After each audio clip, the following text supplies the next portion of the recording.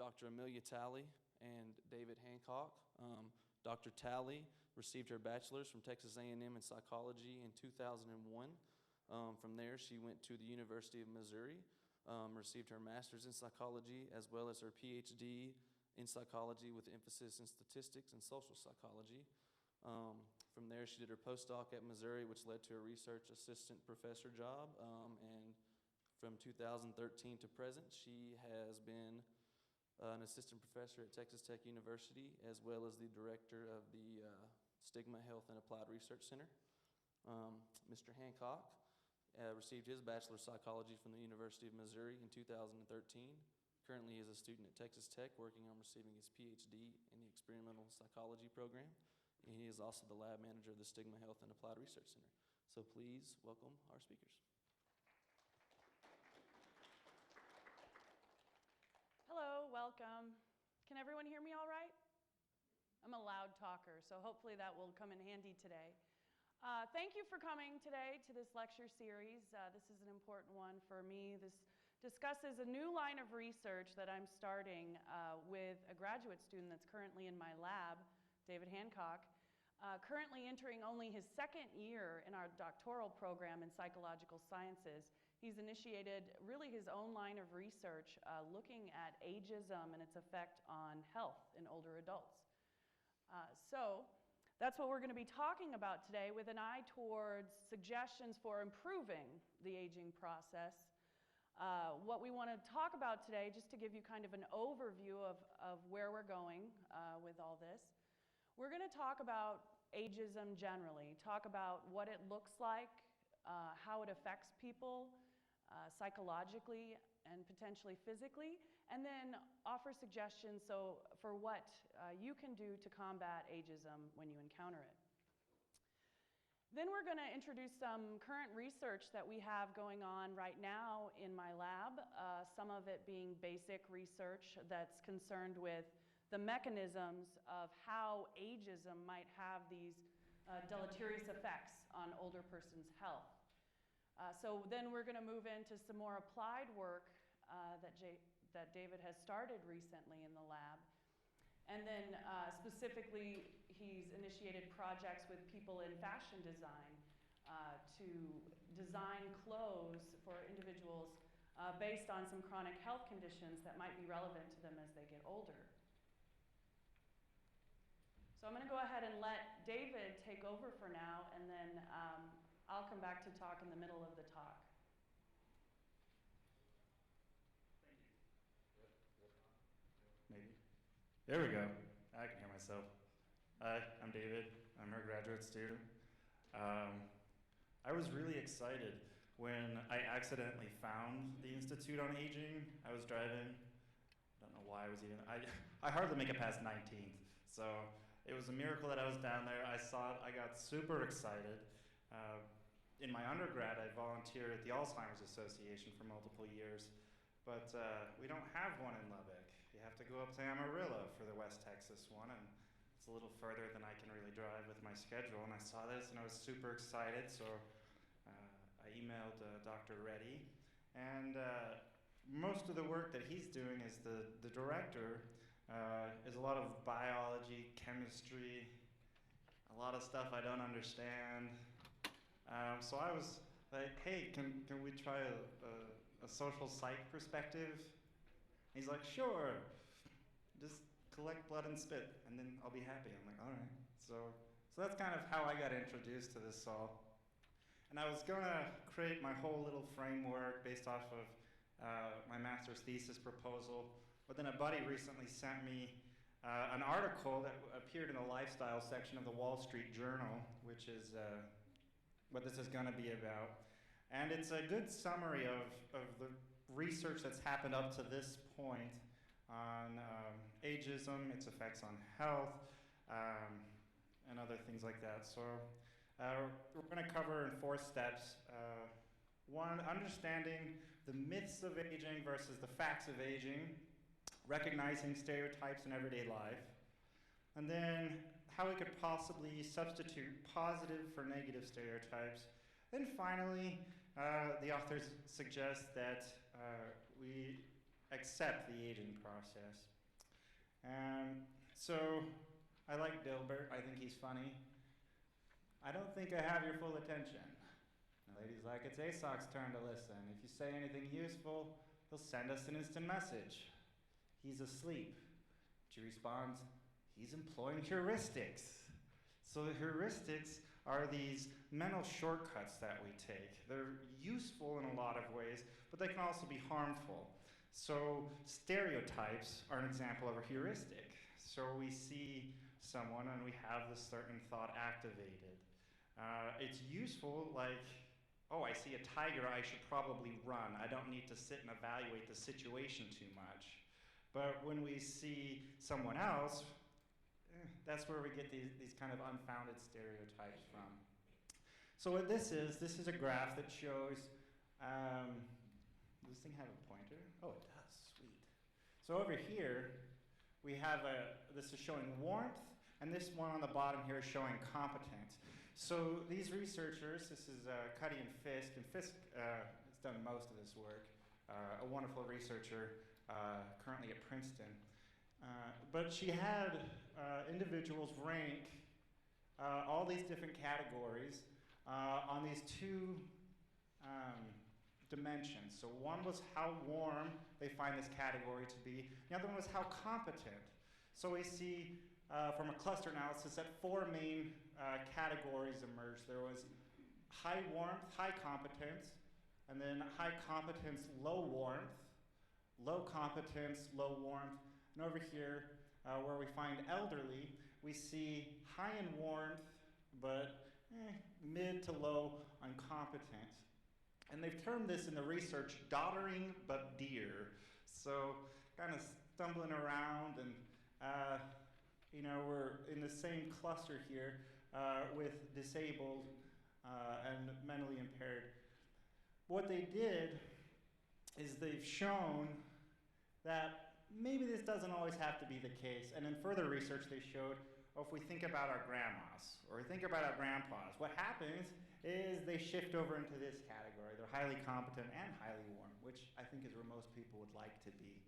And that's one thing we'll get into a little bit more later, is that one of the ways that we can turn the negative into a positive is to recognize that the stereotype isn't true in all cases. And if we diversify how we view this category, in this instance the elderly, then we're less likely to fall on these heuristics. We'll see in the next slide. So we see this is kind of people's reactions then. So the elderly were up in here, and we usually see the emotion most associated toward them here is pity. These ones, admiration, envy, contempt. So we see here that people are actively helping these individuals, but they're also passively harming them. As I've gone into this research, some other professors here were like, well, what about what they call benevolent ageism? Kind of evolves from the sexism literature. Aging literature is usually like, I don't know, 10, 20 years behind racial categories and about 10 years behind gender-based categories as far as research is concerned on social psych. So they said, what about this idea of benevolent ageism? And I was like, I'd never considered that. But what we see here is in this model, it's this passive harm. It's where young people, they'll talk louder to someone who's elderly, and they're like, I can hear you just fine. Like, they think they're being nice, but they're actually just kind of doing more harm than good. And that's what we see borne out there. So we're going to look here, myth versus reality. So aging is typically associated with decline, but many older adults report a better quality of life than younger adults. So we're looking at this top category, social. Having supportive relationships and love in your life. So these categories are the youngest one here, 18 to 29, then 30 to 44, 45 to 64, and then on the bottom we have 65 plus. And what we're seeing here, this doesn't seem bad, does it? I mean, considerably more than these other age categories. So the elderly social relationships are actually better than what we see in younger life.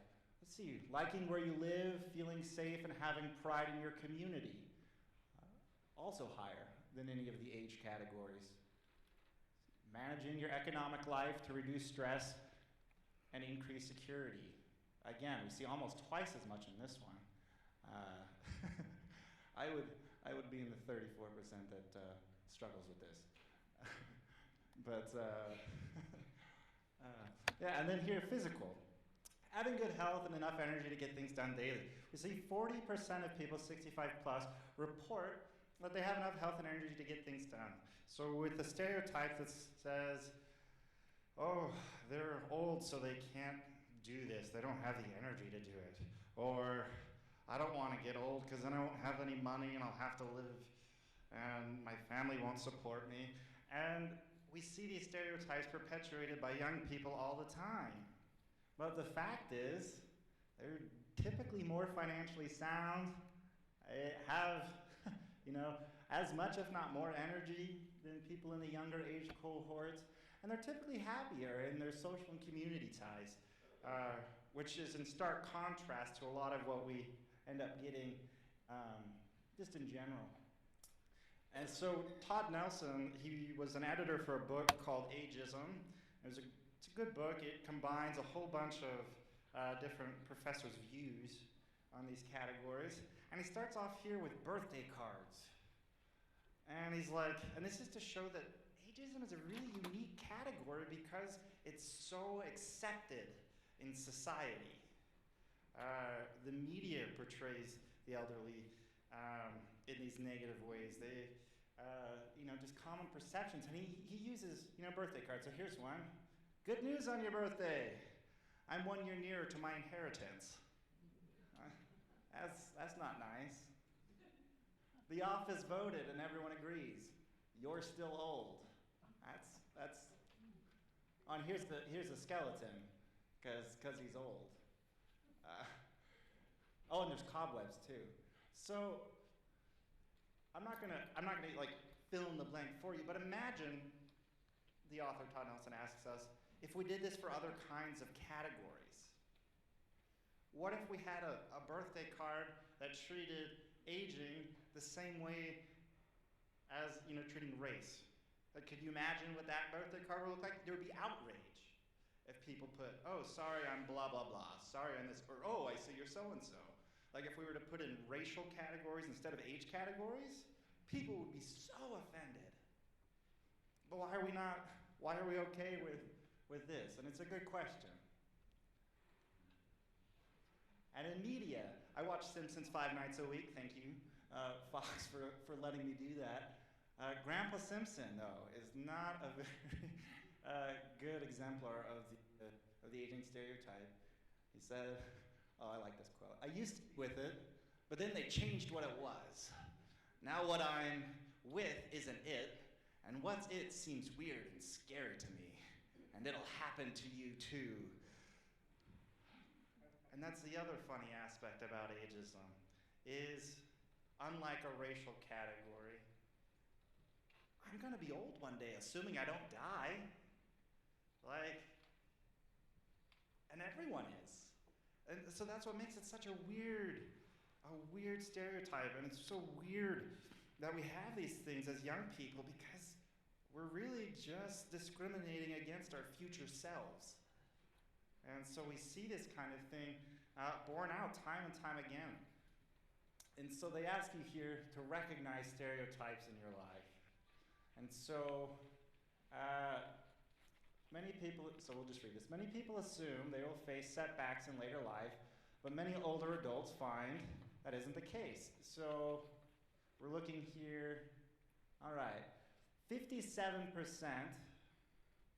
of young adults, these are people less than 65, say 57% I'm gonna have memory loss when I'm old. But only 25% of those 65 plus report this. 45% of young adults say, oh, I'm not gonna be able to drive. Only 14% say that. Serious illness, we see not sexually active, feeling sad or depressed, not feeling needed, loneliness, trouble paying bills, being a burden. We see in all of these instances, young adults overestimate, and in most cases by a wide margin, how common this is actually going to be.